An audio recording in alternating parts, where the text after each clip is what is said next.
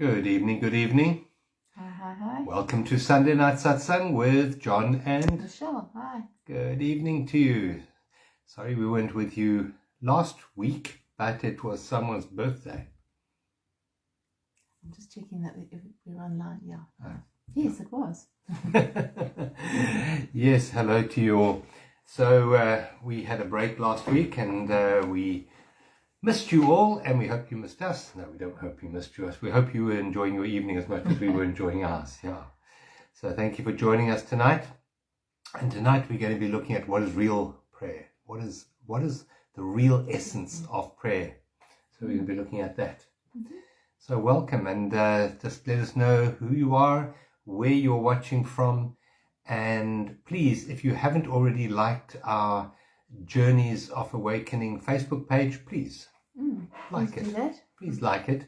And if you enjoy what we have to share tonight, then please press the like and the share button there as well. It really does help spread the word, because I think Facebook and those other social media platforms are restricting anything to do with journey, anything to do with word freedom and awakening and all of that. So please just share it, because it gets it out there. Thanks for the birthday wishes. Hello Veronica, and hello Sharon Ray. Hi Sharon. Happy birthday. Good to have you with us. Yeah, thank you. Thank you. Okay. Yeah, so welcome. Hello Sher from East London. Hi. And Claire, also from that part of the world. Yeah. Hi Martel. Where are you from, Martel? So thank you for joining us, and we love getting all those hearts as well. Thank you for the hearts. We love those hearts. Hello Christine. Hello Viv. Right, was that my phone? Yeah.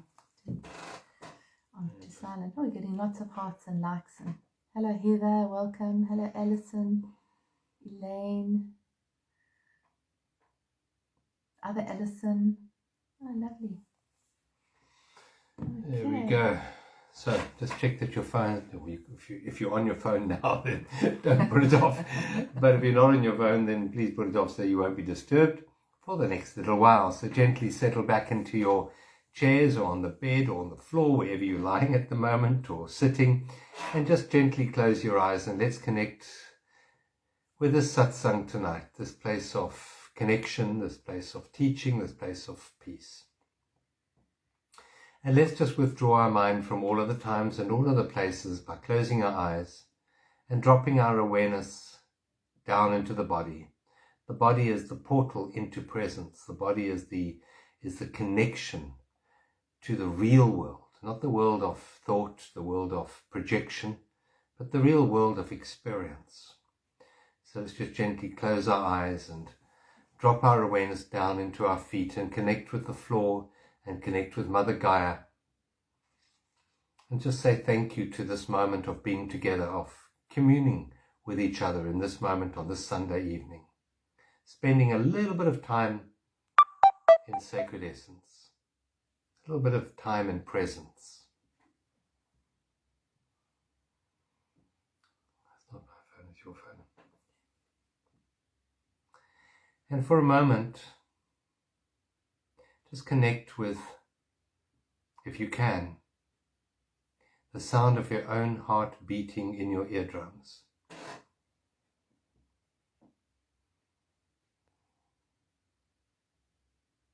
And just become aware of any pictures behind your closed eyelids, any colors or images that you can see.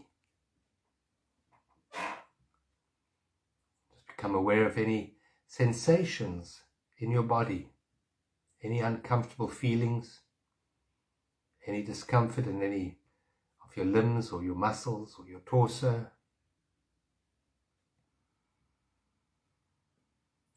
Let's become supremely focused in the here and now. And take a very deep breath in, and then a beautiful long breath out, sinking down deeper into your body. And as you sink down deeper into your body, into the present moment,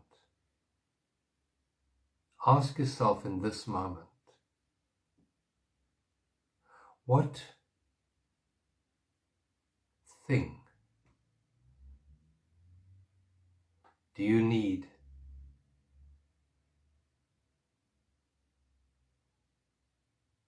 for you to be at peace here and now?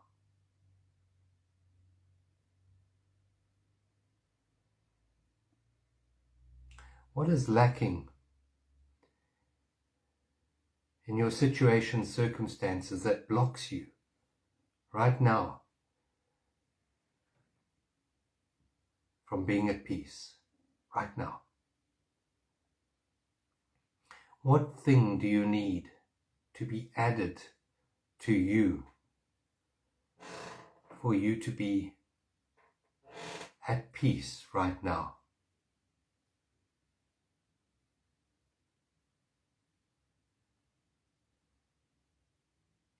What in this moment separates you, blocks you from being at peace right now? Take another deep breath in and fill your lungs right the way down to the bottom. And as you breathe out, just surrender all your thoughts, all your preferences, all your needs, all your judgments, and just fully inhabit your body with your awareness right now. Take a third very deep breath in now, blowing your tummy up like a big ball, and a beautiful long releasing breath out, sinking down deeper into the present moment. And let's just address that question once more. What do you need added to who you really are for you to be at peace right now?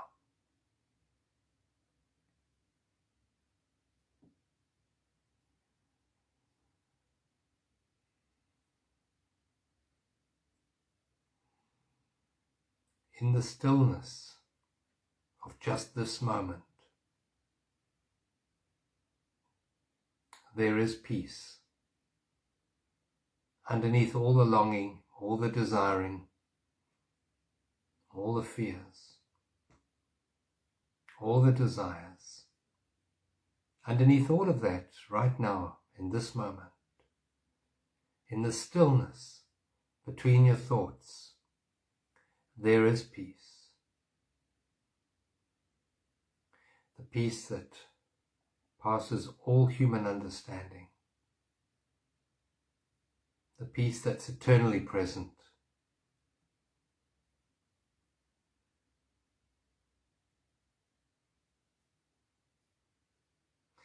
And this peace is your being, your very true essence.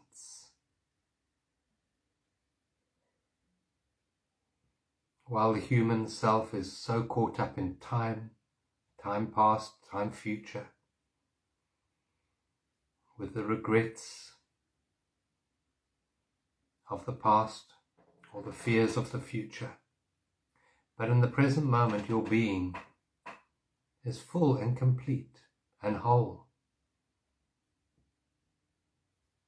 And in the beingness, we find the depth of peace in this moment, here and now.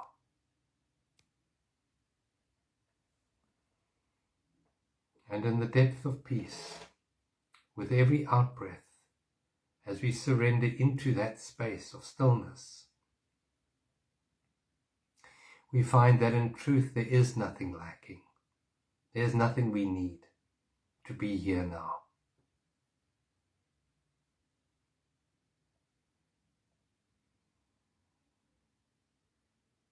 And this moment is beautiful and complete and whole. And in this moment there is love. There is a sense of oneness underneath the mind's 10,000 thoughts.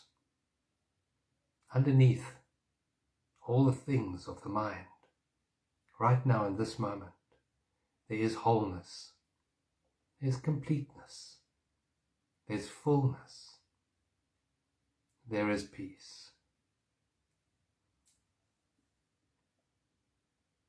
And as we recognize this true sense of self, this depth of being, there is nothing to ask for. And the only energy that can be truly expressed in the recognition of the fullness of the present moment is thank you. And as we express these two beautiful words, thank you, from our heart, we realize the incredible magnificence and the beauty of life as it is right now, here in this moment. Underneath all the preferences of the mind, there is beauty, there is stillness, and there is this incredible peace.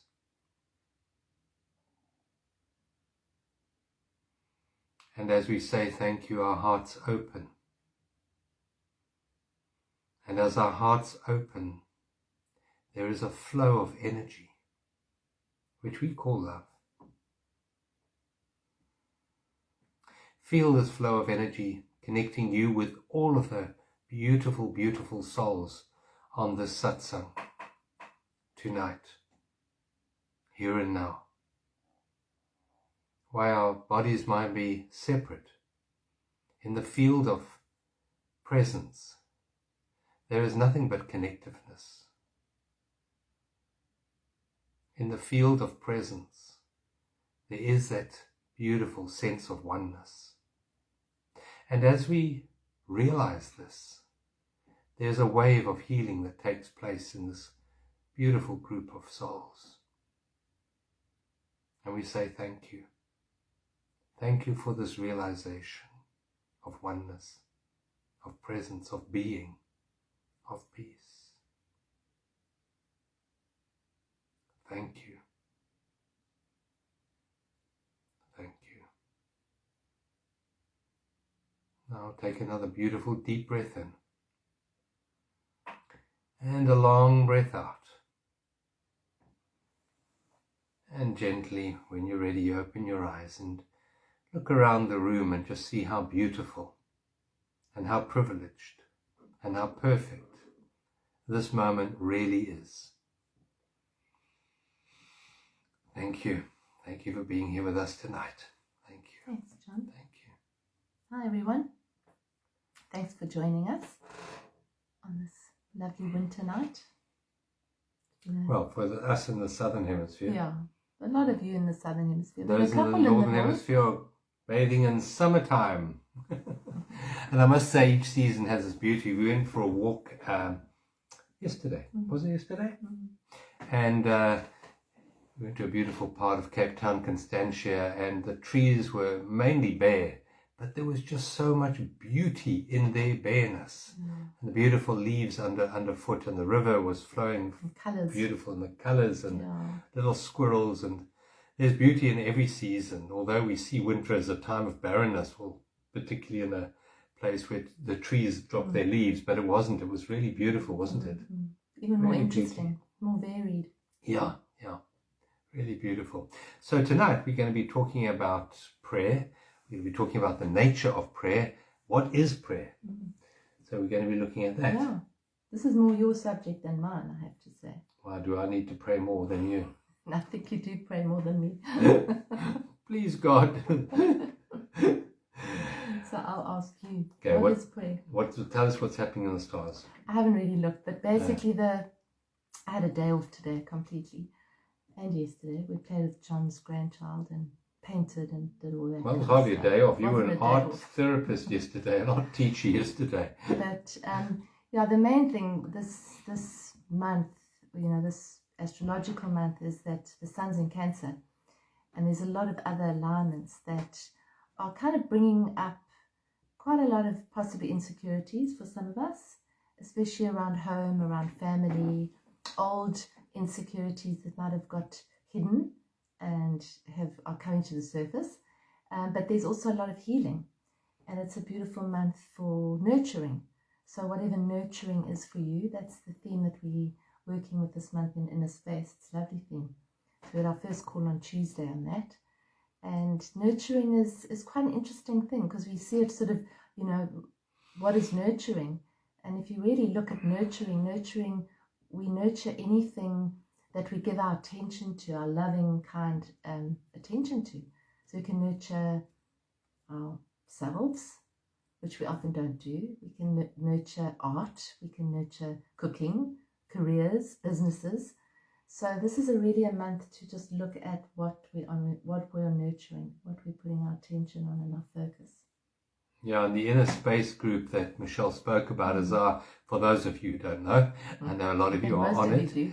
But our Inner Space group is an online support community, and we meet up twice a month in 2 live 90-minute Zoom calls, and then we also have beautiful journaling work to be done, creative exercises, meditation, affirmations, and this month is really a beautiful month, nurturing, and some very practical exercises to do to nurture, because Michelle said whatever we nurture grows. If you nurture a pot plant, it grows. If you nurture a child, it grows and expands and becomes its true potential. So it's a very important month, this nurturing. Yeah, and it is. And, we might need a little bit more nurturing ourselves, actually, because there are some tough alignments, which are definitely bringing things. There's also quite a volatile alignment between Pluto and Mars, which can be quite volatile. So if you're feeling sort of tension rising, it's a bit like a pressure cooker. So it's a good idea to get out and try and release some of the steam that might be coming up, and nurture. Yeah. Be gentle, Nurture. be kind. Yeah. A little bit of kindness really will help the world around you. So give a little kindness. That's a beautiful way of nurturing the world around you, to be kind. And to be kind with your thoughts, to be kind with your emotions, to be kind with your speech. I think that's important for nurturing, isn't it? Yeah, it is. To be kind to the words you say to yourself, because quite often we're not too kind to ourselves. No. That's to be aware. Awareness is the greatest agent for change. So I think this month is a great month for becoming aware of nurturing. Yeah. It is. Yeah. Absolutely. One way you can nurture yourself right now is to take your arms and give yourself a big hug. Go on, give yourself a big hug. Big hug, all of you. Give yourselves a big hug. Say, I love you. Also quite nice to just sort of stroke your head and stroke the back of your neck and just love yourself, really. Yeah. Just be kind. Be kinder with yourself. So, thank you for that. And this month, tonight we're talking about prayer. So what is prayer? Yeah, what is prayer? Prayer for most people is asking a rather deaf God to give you things that you think you need. And this God, besides being deaf, is actually very partial. Some days it gives you something and the next day it doesn't. So that's the general sort of perception of prayer, is the ego asking for its needs to be met, and most of the time not getting its insecurities met.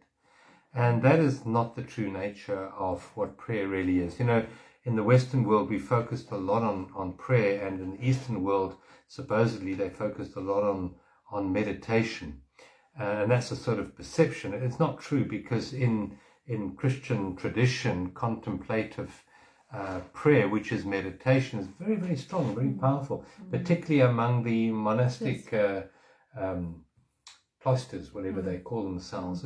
And it's never been celebrated. It's never, this contemplative prayer has never really been celebrated, and yet I feel it is the true prayer. The asking for your needs, your little insecurities to be met, is normally a waste of time. And from my perspective, and it's all that we can ever give you as our own perspective, my perspective is that the universe is already giving you everything you need. In this moment, all your needs are being met perfectly. But the ego is not always happy. It wants more. It wants something other than what is. And so when we ask for anything that isn't already here, it is actually a sort of affirmation that the universe is imperfect. And that imperfection is the log in your eye that, Jesus said, but take out the log from your eye. That perception of imperfection in our eye is what needs to be cleansed. So if we're going to ask for something, then the most beautiful prayer is, please dissolve or resolve and remove the misperceptions from my perception that stop me from perceiving the perfection in this moment. In other words, remove this misperception that at the moment is maybe creating fear or anxiety or regret or shame from my awareness. Because in truth, I know that this moment is perfect, absolutely perfect and beautiful and whole, but I can't see it. So a beautiful prayer to ask for is, please remove the misperceptions from my perception in this moment. So if you're going to ask for something, I think that's a beautiful prayer of asking, because in truth this moment is beautiful, it is perfect, it is whole, and it always is. Every single now is perfect and beautiful and whole. Even the now circumstances that seem to be very challenging, and through those challenging we grow. If you look at some of the major crises in your life, look at the benefit of, if you look 10 years back to something that really bad was happening to you, and you look, wow, it took me to where I needed to be. So was it bad? It was difficult. Yes, it was difficult and challenging, but the benefit far outweighs that hardship at the time. I think there is a time and a place and some solace that can be gained through praying. Definitely. And I think that there's nothing wrong with that. It's just a lot of us have been brought up in that tradition of praying. And there's that sense of, I'm praying for X, Y, Z, for someone to get better or for the situation to change. So I don't think that there's anything wrong with that. You're not doing anything wrong, because prayer, if you're sending out prayer, you're sending out attention, like what we're talking about with nurturing. You're sending it out to a focal point, which is separate from us. There's a separation there, so there's a duality there, but there's also an energy in that sending out of that intention, which could also be seen as prayer, couldn't it? Yeah, I think there are three levels to prayer. The one level of prayer is the prayer that I started talking about, the ego wanting to get things so that it can feel better, or wanting circumstance to be changed so it can feel better. And that's the one level of prayer. And that's probably the most common prayer that people work with. Yeah, please give me X, Y, Z. Correct. The second level of prayer is the real energy that you're talking about, the energy of intention. When we send that intention, that beautiful healing energy out, we know it works. We know that, for example, in experiments, that even wars can be alleviated through the power of prayer. We know that in the one study that they did, even bombing raids, which were set up for the Middle East, were turned around through the power of prayer. So that's an expression of the immense power we have as humans to use this God energy within us and direct it through the power of prayer to make the world a more beautiful place. And we can use that very, very positively. So that's the next level of prayer. And then the ultimate prayer is when meditation and prayer become one. So what is meditation? Meditation is really meaning no mind. It's a clearing of mind, isn't it? It's the coming home to the peace that's already present in this moment. It's coming home to the divine that's already here in this moment, here and now. Yeah, it's not projecting it out. It's not projecting it. Meditation is like a stepping back into the stillness. And that is the third level of prayer. That is true prayer. That is deep prayer. When we step back into the stillness of our true being. And that's really what we did in the opening meditation. It was a stepping back into the true essence of being, our divine self. And that is prayer. And from that state of presence, which is not a reaching, the first two levels of prayer can be seen as a reaching to a certain degree and a projection. Yeah. And that third level of prayer is really just a stepping back into your true essence, into what is already here, into presence. And then from that place, it's the realization of perfection. And that is then emitted from us as a prayer, if you want to put it that way, of gratitude, of thank you. And that is the most powerful prayer. It's the prayer of thank you. The Bible says, ask knowing that it is already so, and it is. And so when we, for example, there's that famous clip of the person being healed from cancer, 3-inch tumor in that Qigong hospital in China. And she did a lot of work on herself prior to that. But then at the time of the actual healing, they stood around her and they just chanted, already healed. That's right. Already healed, already healed. And there was this feeling of thank you for the healing. It was done. And the tumor shrunk. That 3-inch tumor shrunk in about 2 minutes. And that was the ultimate prayer. It wasn't asking for the tumor to go away. It wasn't saying, bad tumor, go away. It was actually the gratitude that the healing was already accomplished. And they, in their minds, saw the healing done, accomplished. And that was then initiated by this prayer of gratitude for the healing that was already done. So that's a very, very powerful mode of prayer, is when you pray knowing it is done, not hoping. Hoping is a big block to the fulfillment of prayer, the hope. But it's the knowingness that it is already perfect and beautiful and whole, despite any physical set of circumstances that currently are in your awareness. There is perfection. Yeah, because the thing is, when you're hoping and you're saying, please let it be like that, you're basically confirming that it isn't. So you're actually kind of praying for what you don't want. So when you're saying it's done already, thank you, you are, it's more of an inward movement.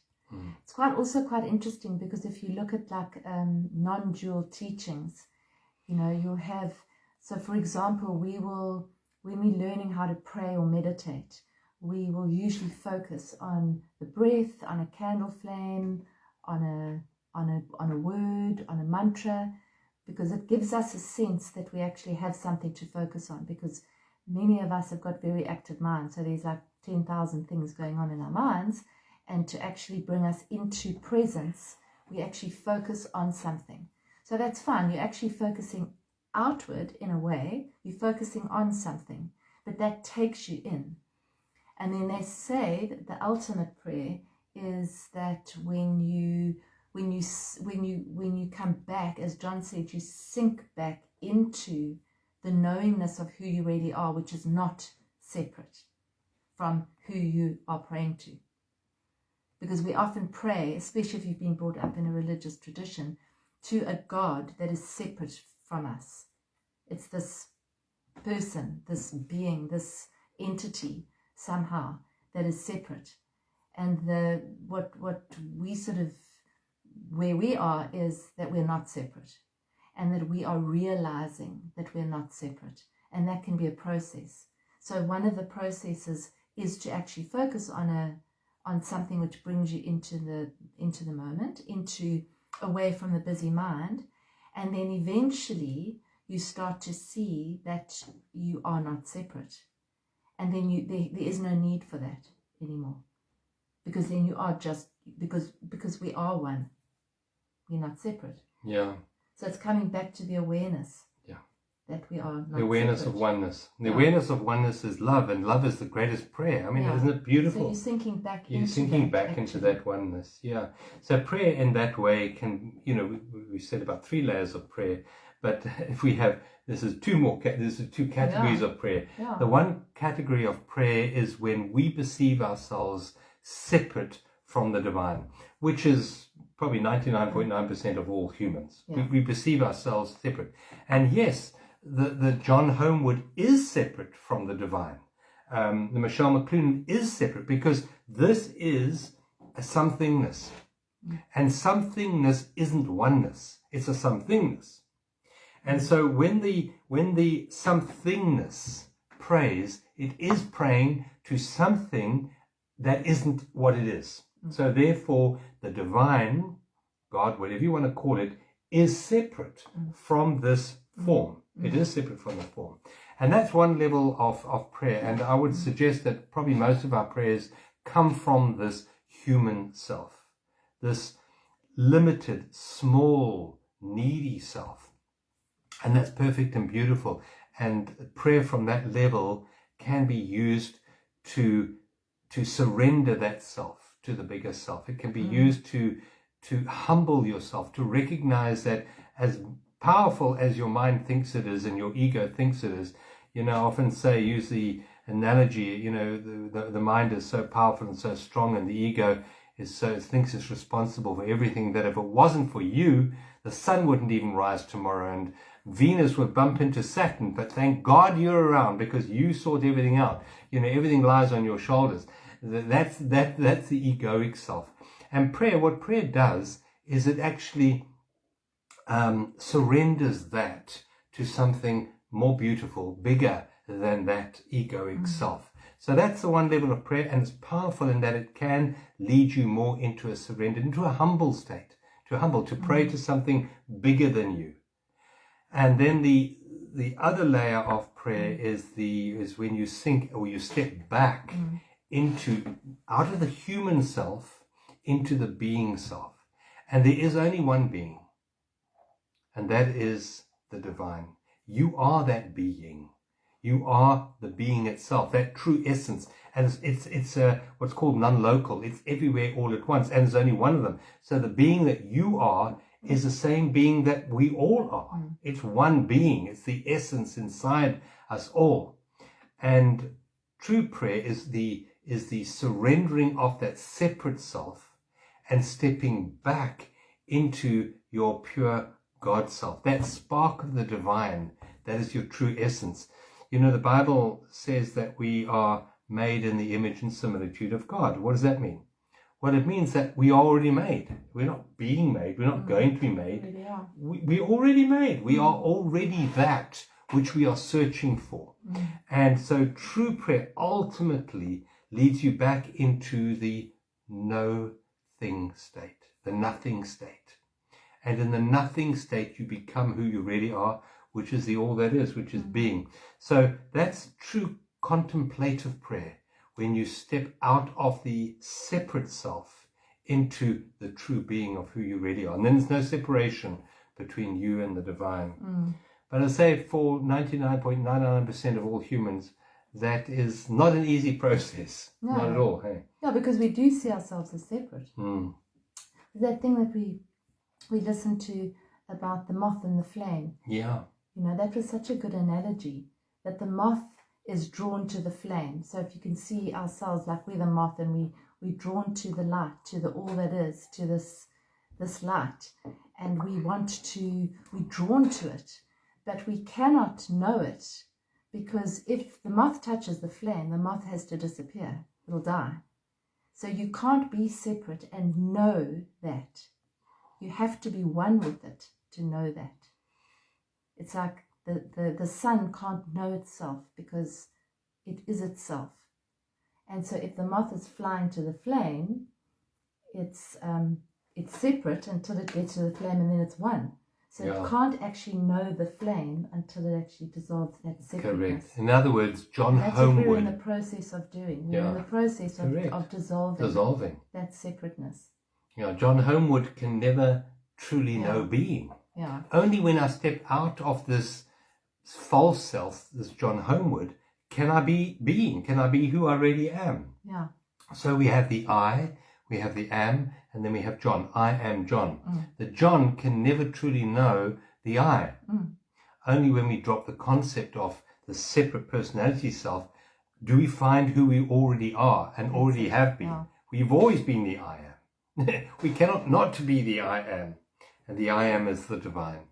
And that is such a powerful, powerful realization. There's no reaching for it. It's a stepping back. It's a releasing, for example, in my case, releasing the John and any role or possessions or achievements, any insecurities. Worries. It's releasing those and stepping back into it's not even mine, into the I am.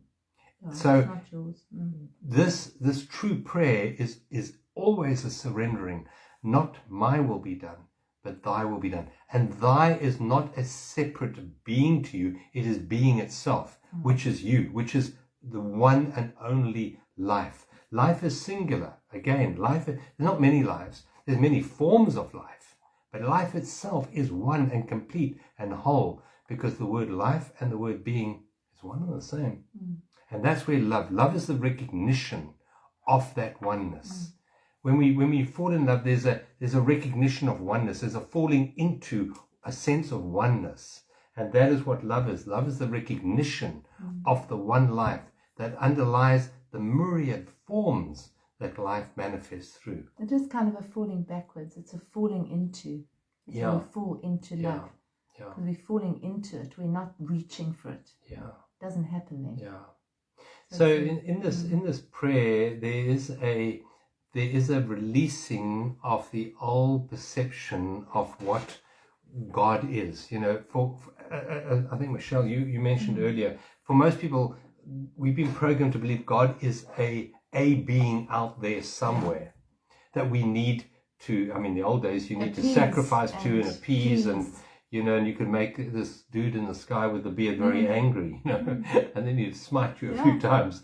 And that is a pretty childish way of operating. And I believe we're now stepping into a more mature way of praying, which is the recognition of the oneness that underlies all the forms of life. And it's a journey. It's not like necessarily that you get it straight away. And there are steps to that journey for some people. For some people, they get it like that. For others that have got very busy minds, that have had a lot of conditioning, it can be a process. So you start off with a mantra, or you start off with a flame, or you start off with something to bring you in. Yeah. And we relearning who we are, we remembering who we are, that we are whole and we are complete and we are one. Because this mind is a separating device. It is. So it's a process, is what I'm saying. It is, yeah. It's not always just falling into beingness. No. For some it is. But in truth, this is a period of awakening to the immense power that we really are, the immense being that we already are. But one question which people quite often ask is, why don't I get what I pray for? And I ask, and most of the time I just get completely ignored by the guy in the sky. And yet sometimes I ask and I receive. Why don't I receive all the time? Why am most of my prayers not answered? So, wow. So there's, why? So I believe that there is a beautiful fabric that we have co-created together as a collective, a beautiful fabric, a beautiful tapestry. And if our wanting is in alignment with the design of that fabric, then yes, it is there for us. But so often our prayers are out of alignment with the divine flow of life for us and for those around us. And then the universe very kindly, doesn't answer those prayers. Because to answer those prayers would be to rip a tear in the fabric of the play that we have created, the tapestry of life. So if a prayer is in alignment, say for example, you have a play that you scripted, and then you go and act in the play. It's your play. You wrote the script, and you chose all the actors and the technical crew and the director. You chose it all. You made it all up. And in the play, there's a rock. And according to the script, you've got to walk on the left-hand side of the rock, around the rock. And you don't want to walk on the left. While you're acting on stage, you don't want to do that. So you quickly speak to the director and say, but I want to walk on the left-hand side of the rock. The director looks at the next scene and says, no, well, it's fine. You can do that because you're going to end up in the same place anyway. So, there you are. You pray to walk around the rock on the left-hand side. And the director looks at his script and says, yes, that's fine, you can do that. So then your prayer, instead of walking on the right-hand side of the rock and giving you a certain experience, you can walk on the left-hand side of the rock and have a slightly different experience. But ultimately, you're going to end up on the other side of the rock, exactly where you need to be for the next play, Yeah. for the next scene to unfold. Or the director may look at the script and say, no, you have to walk around the right side of the rock. I'm sorry, because in walking around the right side the rock, you're going to fall into a hole and break your leg, and you need to go to hospital, because in hospital you're going to meet a nurse, and that nurse is going to change your life. So then the director says, no, I'm sorry, you can't walk the left-hand side of the rock. You've got to go on the right-hand side of the rock. So that's why some of our prayers seem to manifest and some of our prayers don't seem to manifest. But there was something you wanted to read. Yes, we got sent this, just turn on there. We got sent this beautiful thing today by a friend of ours who's visiting his mom in Australia. And he said, Adrian, if you're watching tonight, hello. Yeah, and he said that his mom's got this treasure chest of old sayings and poems and treasures. And he sent us this, and it was just so beautiful. It's not completely aligned with prayer, but it's beautiful. And it's just got a little thing at the top. It's like a photostated copy. It says, the last of the Cathars was burnt by the Inquisition of the Roman Catholic Church at Montségur, Languedoc, France, in 1244. But they left this prophecy that the Church of Love would be proclaimed in 1986. And this is it. So maybe just close your eyes if you like, and this can be part of our meditation. But it's very beautiful. It has no fabric, only understanding. It has no membership, save those who know they belong. It has no rivals because it is non-competitive. It has no ambition, it seeks only to serve. It knows no boundaries, for nationalisms are unloving. It is not of itself because it seeks to enrich all groups and religions. It acknowledges all great teachers of all the ages who have shown the truth of love. Those who participate practice the truth of love in all their beings. There is no walk of life or nationality that is a barrier. Those who are know. It seeks not to teach, but to be, and by being enrich. I love that. It seeks not to teach, but to be, and by being enrich. It recognizes that the way we are may be the way of those around us, because we are that way. It recognizes the whole planet as a being of which we are a part. It recognizes that the time has come for the supreme transmutation, the ultimate alchemical act of conscious change of the ego into a voluntary return to the whole. It does not proclaim itself with a loud voice, but in subtle realms of loving. It salutes all those in the past who have blazed the path but have paid the price. It admits no hierarchy or structure, for no one is greater than another.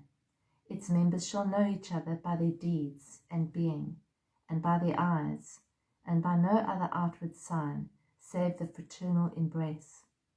Each one will dedicate their life to the silent loving of their neighbor, and environment, and the planet, while carrying out their task, however exalted or humble. It recognizes the supremacy of the great idea, which may only be accomplished if the human race practices the supremacy of love. It has no reward to offer, either here or in the hereafter, save that of the ineffable joy of being and loving.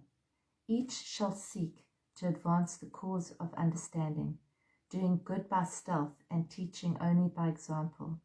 They shall heal their neighbor, their community, and our planet. They shall know no fear and feel no shame, and their witness shall prevail over all odds. It has no secret, no arcanum, save that of true understanding of the power of love, and that, if we want it to be so, the world will change, but only if we change ourselves first. All those who belong. They belong to the Church of Love. And that's beautiful. That really is beautiful, and you read it so well as well. We'll put that up on the Journeys we'll put it up as is. Yeah, the Journeys of Awakening Facebook page. We'll put that up after. It's really beautiful. When we come from that space, I think it's such a sacred church church of if you presence, look of at love. that. Yeah, it really Because is. that's what we're talking about. It's that falling back into Yes. that, isn't it? Yes, yeah. And there's a short prayer I'd like to read here from Rupert Spiro. It's a prayer that he learnt as a child at school, going to some religious church probably. But it's beautiful. It's absolutely beautiful. See if you like this one. You might like to close your eyes for this one. It's a lovely prayer. God, be in my head and in my thinking. God, be in my eyes and in my seeing. God, be in my ears and in my hearing. God, be in my mouth and in my speaking. God, be in my heart and in my understanding. It's beautiful, isn't it? And the God that's spoken about there is not a man or a person. It is stillness. Stillness is, I think, the one place that we connect directly with this divine. And in the stillness we find peace and we find love. So we can substitute the word peace, presence, or stillness for the word God. So stillness be in my head and in my thinking. Stillness be in my eyes and in my seeing. Stillness be in my ears and in my hearing. Stillness be in my mouth and in my speaking. Stillness be in my heart and in my understanding. And then we can repeat that with the words love and the words presence. Beautiful, beautiful, beautiful. That really is lovely. I love that. Yeah, that's really lovely. Just in existence. In the existence of your love, I become non-existent. That's Rumi. I wrote that down in my book as well. In the existence of your love, I become non-existent. In other words, I completely dissolve in your love. And that was Rumi. Beautiful, beautiful. Thank you. You're going to lead us out. Yes. And then we got an affirmation for the week ahead. Okay. All right, if your eyes aren't closed already, you can close them. And just take a deep breath in. And a releasing breath out.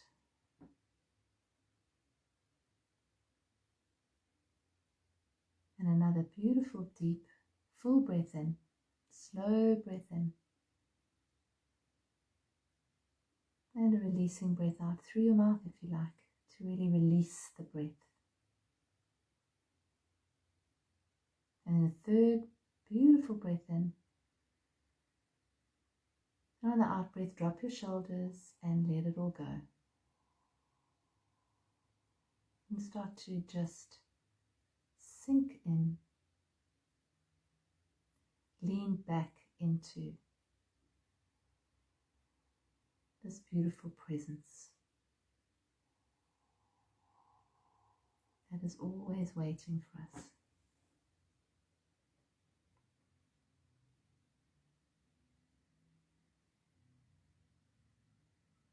Just connect with what you can hear. Really focus on what you can hear without attaching to anything. Connect with the stillness and the silence in the spaces.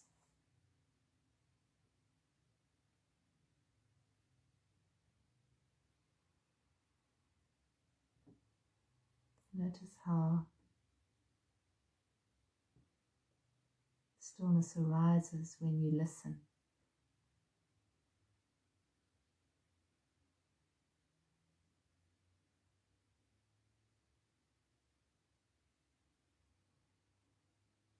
There in the spaces.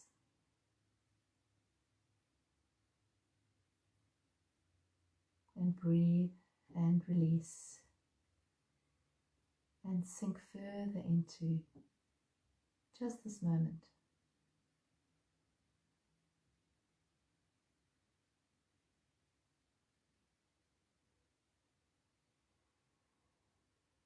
Into the peace of this moment.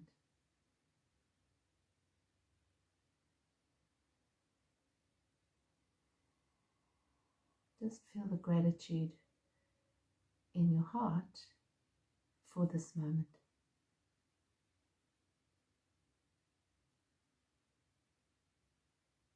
Thank you.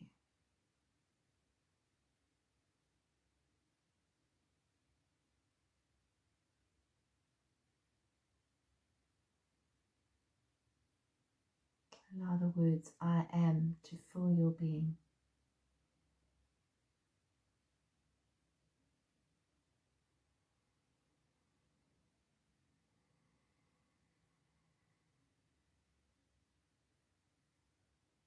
And then if you like, you can add I am in love.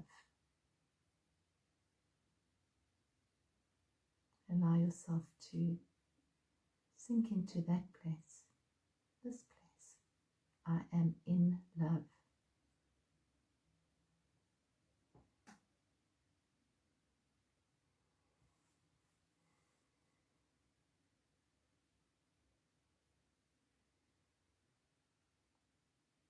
And again, just being here in the space, in the spaces.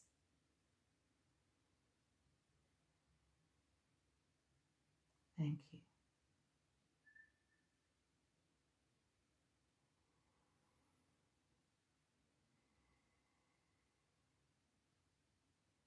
And when you're ready, you can gently open your eyes.